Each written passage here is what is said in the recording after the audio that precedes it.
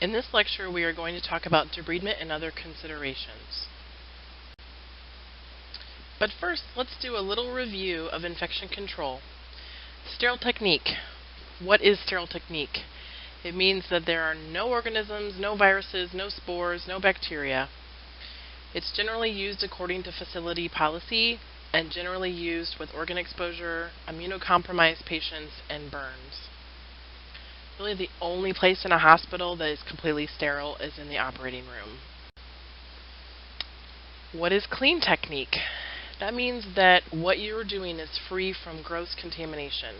Again, you will use this according to the facility policy, and it's used with our wound care treatments and with home dressing changes. You can absolutely teach a patient and their family member how to change dressings with the clean technique, using clean dressings, clean scissors, clean instruments, gloves, and washing hands. So in order to provide either a sterile technique or a clean technique, you need to make sure you are wearing appropriate personal protective equipment. This could include gown, gloves, eye shield, goggles, mask, shoe cover, surgical cap, or any pieces of those. Per the AHRQ recommendations, for precautions, we've learned about that agency when we talked about pressure ulcers. They're a regulatory quality body. You must have clean gloves. You should address the most contaminated ulcer last. Always use sterile instruments when you're doing sharp debridement. Make sure you're using clean dressings and also follow local regulations for waste disposal. For example, in a hospital setting, you generally have red bag trash. What goes in here? Well, anything that is saturated with a body fluid, so wound drainage, blood, urine, feces, anything that's just soaked with that would go in there. It's treated differently than just regular trash. So with infection control, we also need to talk about wound cultures. The AHRQ guidelines for pressure ulcers are that swab cultures should not be done routinely to determine infection. You can do a 2-week trial of topical antibiotics, and you should always evaluate for osteomyelitis. The CDC, or the Center for Disease Control, also has recommendations that include needle aspiration and tissue biopsy. The swab method is also called Levine's technique. You should surface swab a 1 centimeter squared area of healthy tissue in the wound. A really important step is to make sure you're cleansing the wound with saline prior to doing the swab. If you don't cleanse it ahead of time, you're just going to get surface bacteria, which is normal flora that's on skin and drainage, and it's not going to tell you anything. There are separate swabs for aerobic and anaerobic bacteria, and you want to make sure that you're pressing into the wound to get some fluid. You want to make sure you're expressing fluid, and also you do not want to touch the wound edges. Otherwise, you could get just general bacteria that's normally on our skin as part of our normal flora. So a little bit more about aspiration and tissue biopsy. Aspiration would be done under sterile technique. You would rinse the wound, express, exudate, and remove fluid with a sterile syringe or catheter. Then this fluid would be put in a broth culture tube. Generally, this is done more by a physician. It's not anything in a therapist practice act that would prevent you from doing an aspiration method, as long as you're not sticking any kind of a needle into clean tissue. We are not allowed to do that. But you could just take a syringe that doesn't, have a needle on the end of it and just pull fluid from the wound. A tissue biopsy would be done by a physician and is the gold standard. The specimen should include clean tissue and bone if it's present in the wound. Let's review a little bit about what it means to have organisms in a wound. You have 4 different levels. You have contamination, which means there are bacteria and organisms in the wound, but they're not replicating. Then you have colonization, which means you do have organisms that are replicating, but you don't have an immune response from the host. The next phase is critical colonization. Bacteria is present on the wound, and it's compromising the healing process. But there aren't any standard signs of infection. So no odor, no redness, no swelling, no warmth. The wound just is stalled and it's not going anywhere. And then finally you have infection, which means you have replicating organisms in the wound and there is a host immune response. So locally, you would have increased drainage, odor, warmth, erythema, edema, and you may have systemic response, including fever, fatigue, depressed breathing. It could be a total septic reaction where the patient is very sick. We talked a little bit about topical antimicrobial agents in other lectures, but just for a little bit of a review, ones that are accepted would be silver, which would include Aquacel AG, Silvadene, Acticoat, additional things like that. You could also use neomycin, bacitracin, or gentamicin, which are topical antibiotics. You should not use povidone iodine, hydrogen peroxide, or sodium hypochlorite, which is chloramine. You can also use commercial wound cleansers. They're made by medical companies. You can also use normal saline. You should not routinely use Dakin solution or acetic acid or iodine to clean a wound. You will see it in practice sometimes where Dakins or acetic acid could be used for several days to just kill everything and get the wound kind of free of contamination and bacterial load at the surface. But once that's taken place, you should discontinue that use. So part of infection control is keeping a sterile field with your dressings while you're doing your treatment. So just to clarify, if you're using a Chuck's pad or a sterile bath set, as depicted in the diagram, the edges are not sterile. Once you open a dressing out of a sterile package, it's really clean because you're not in the OR. But this is just a way to set up your dressings so that they remain free of contamination and they stay nice and clean or nice and sterile.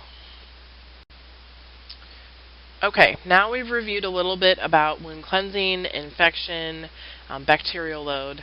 Let's start talking about debridement. What are the goals with debridement? Obviously, if you have a wound that has necrotic tissue or contamination, you have to get that off of the wound bed or you're not going to progress through normal healing. So the goal of debridement would be to clean the wound bed, minimize the bioburden. So if you remove the necrotic tissue, you remove the breeding ground for the bacteria. Debridement also prepares the wound for surgery, and it allows a real assessment of the wound bed. If all you see is necrotic tissue, you have no idea what's going on there. You cannot assess depth. You may not be able to assess if the wound has undermining or tunneling. You just don't have a clear view if it's covered by necrotic tissue. So in order to know what is necrotic tissue, you need to be able to identify your tissue that you're looking at and to discern whether it is viable or non-viable. Fat layer that is viable will be shiny and yellow. If it's non-viable, it's going to be dull, gray, brown, or black. Fascia, glistening and white. Non-viable fascia, dull, gray, brown, yellow, black. Do we see a theme here? If it's viable, it's going to be shiny and vibrant. If it's non-viable, it's going to be dull, and it's going to be a color that is not normally attributed to that particular tissue. Normal fat is not gray or brown or black, it's yellow. Normal fascia is not gray, brown, or black, it's white. So for muscles, viable muscles are dull red. Non-viable muscles are dark reddish or brown to gray color. Viable tissue has sensation, it's vascular, it doesn't have an odor, and if you palpate on it, you should be able to feel some pulsatile structures underneath of it. Non-viable tissue does not have sensation, it is not vascular, and it typically has a very foul odor. So when should you debride? What are the indications for debridement? The patient needs to have adequate blood supply. In order to heal, a wound has to have blood supply. So if it does not, and you are debriding, you're just removing dead tissue, and further tissue is going to die. You need to make sure that the wound has appropriate tissue and an appropriate wound location. What does that mean? Well, for example, I often work with a lot of vascular surgeons and treat a lot of wounds that are located in the groin area. I very frequently do not debride in the groin. Why not? Well, I'd like to make someone not bleed. There's a lot of very important vasculature. Your femoral nerve, femoral artery is all right in that area. So anything that's loose is fine, but making sure that you know what you're looking at, your anatomy location, what tissue layers you are is very important. And then finally, the clinician skill. So it takes a little while to get comfortable debriding, and you have to practice and have an appropriate mentor. But if you're not sure what you're doing, or you're not sure what you're looking at, you should not be debriding. So when should you not debride? We've talked about these a little bit related to wound types. Dry gangrene, you would leave alone. A dry ischemic wound, you would leave alone. Why? That ties right to the primary indication, adequate blood supply. An ischemic wound does not have adequate blood supply. Clean granulating tissue is healthy. You would not debride that. And in addition, we've talked about stable, intact eschar on a heel. You would not debride. You would leave it alone. Debridement can be further broken down into other categories to help us learn them and keep them straight and know what we're doing. The first category is selective debridement. This means that you are removing only non-viable tissue through the use of enzymes, autolysis with synthetic dressings, or sharp debridement. Non-selective debridement means that you are removing both necrotic tissue and possibly some underlying healthy tissue or healthy cells. We're now going to talk about specific types of selective and non-selective debridement. For selective debridement, we're going to review surgical sharp or excisional debridement, non-surgical sharp, enzymatic, autolytic, and acoustic wound therapy. For non-selective debridement, mechanical debridement would be considered non-selective, and this would include whirlpools and pulse lavage. Surgical sharp or excisional debridement is definite cutting away of necrotic tissue. So just using tweezers to remove minor fragments would not be considered excisional. It would be considered non-excisional. Physicians, podiatrists, nurses, nurse practitioners, physician assistants, and physical therapists all do surgical sharp or excisional debridement. And where you do it and how you do it would be determined by your practice act. It includes using instruments such as scissors, scalpels, and tweezers. And the patient may or may not have some type of pain control, anesthesia before doing this. You can do sharp debridement in an OR. That would be considered an incision and debridement. Emergency rooms, or you could do it at a patient's bedside. Non-surgical sharp debridement is commonly performed by physical therapists. Indications for this type of debridement would be devitalized tissue or necrotic tissue, advancing cellulitis or sepsis, thick adherent eschar, and callus. Contraindications would be impaired coagulation, impaired perfusion, which go together, dry gangrene, stable eschar covered on heels, if you can't identify a structure, or if a patient refuses. So you can see the list of contraindications looks similar to the general contraindications for debridement. I mentioned this a little bit before, but it's really important to stress again. Always, always, always know the anatomy under the skin where you're debriding. And if you don't know what you're looking at, you must put down your scalpel. Another type of debridement is enzymatic. This is the use of topical exogenous enzymes, they can be plant or biological, that help break down denatured protein. It's much slower and less aggressive, so this might be something to consider if a patient has a lot of pain, they're elderly, the necrotic tissue is really adherent. You can also cross-hatch eschar, so use a scalpel and essentially make a tic-tac-toe board in the eschar and then apply the Santal. Scoring the eschar essentially gives you more wound edges or more tissue edges for the Santal to kind of work in and under instead of just around the perimeter. Collagenases only digest necrotic collagen, so it's safe to use on skin. It may cause maceration, but it is not going to break down intact, healthy skin. The trade name is collagenase Santal.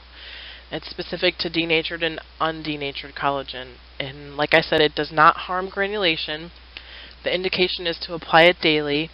And you can also use it with some topical antibiotics to control the pH. You would then apply whatever dressing was appropriate for the wound. Santal does need to be activated with moisture, so if the wound exudate is not enough to activate it, you may consider adding some saline or a hydrogel to your wound bed. Autolytic is another type of selective debridement, and it's just that, self-lysis. So the wound bed cleans itself by using macrophages, and the dressing that you select facilitates these cells doing their work. It's very common to have a significant odor and increased exudate upon removing your dressing.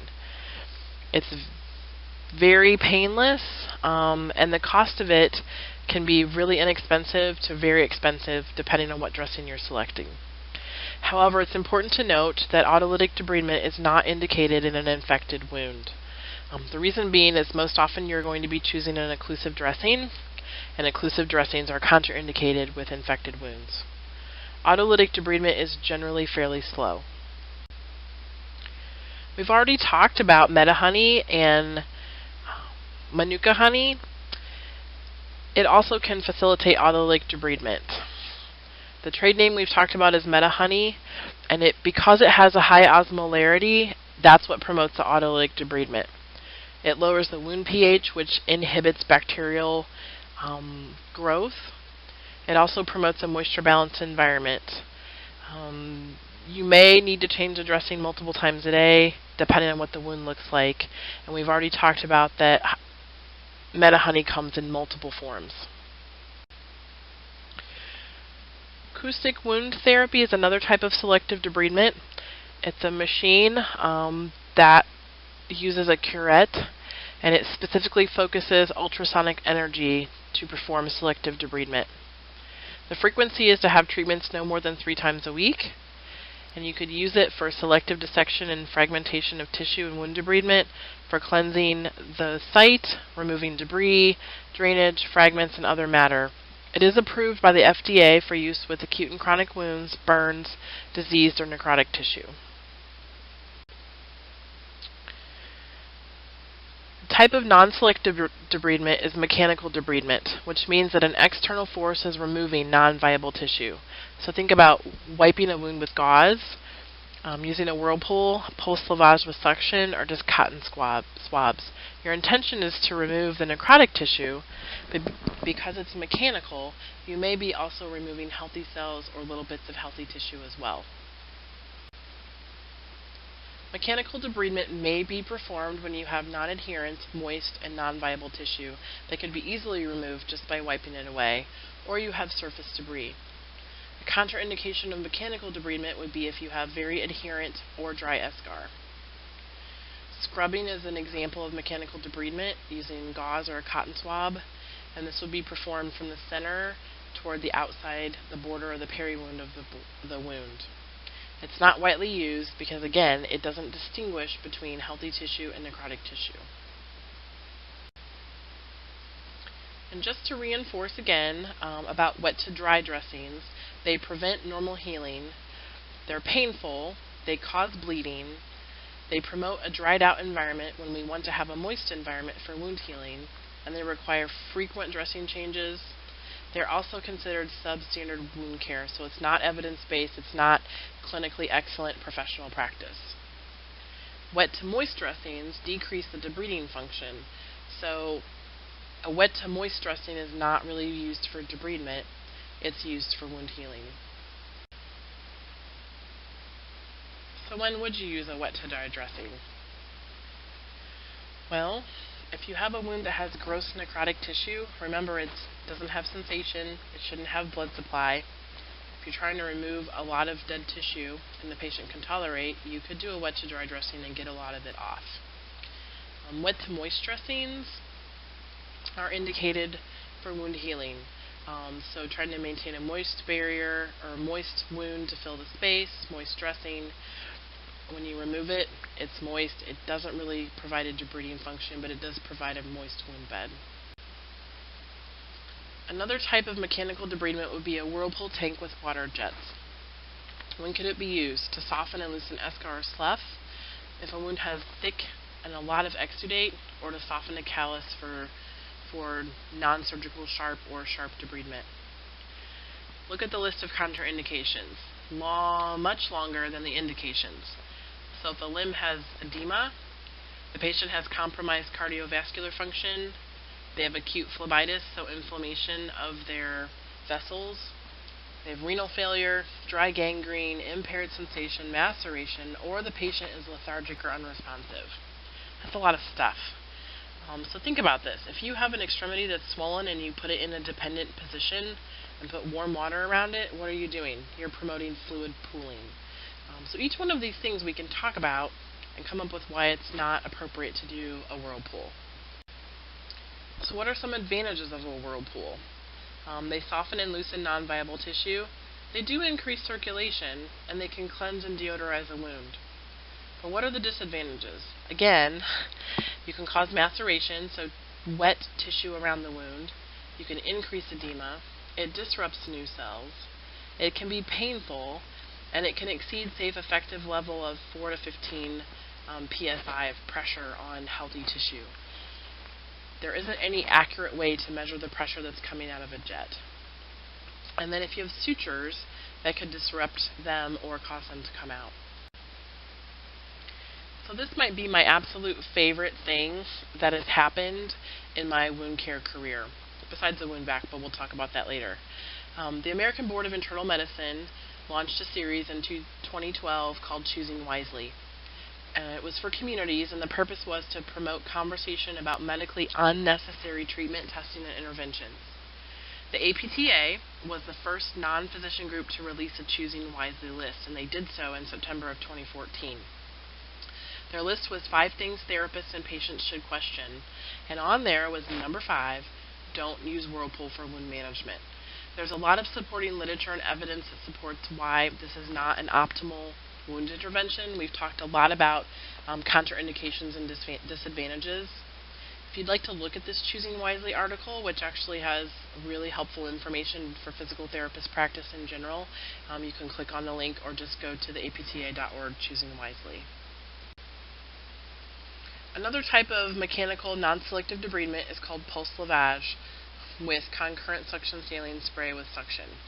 The safe range is 4 to 15, which we saw on the prior slide, but the pulse lavage is limited to 5 to 12, so we know it's in that safe range. What are the indications for using pulsatile lavage? It softens and loosens necrotic tissue, and it promotes cleansing. What are some contraindications? Well, if you have a wound that's actively bleeding, pulsatile lavage would not be your choice. If you also have exposed vessels or structures, if you have tunnels and undermining, if a wound does not have good sensation, or if the patient's just not able to tolerate it. This concludes our lecture on debridement and other considerations. For further reference, please consult your textbook, Wound Care Made Incredibly Easy, or look at Wound Management Principles and Practice, which is another great resource.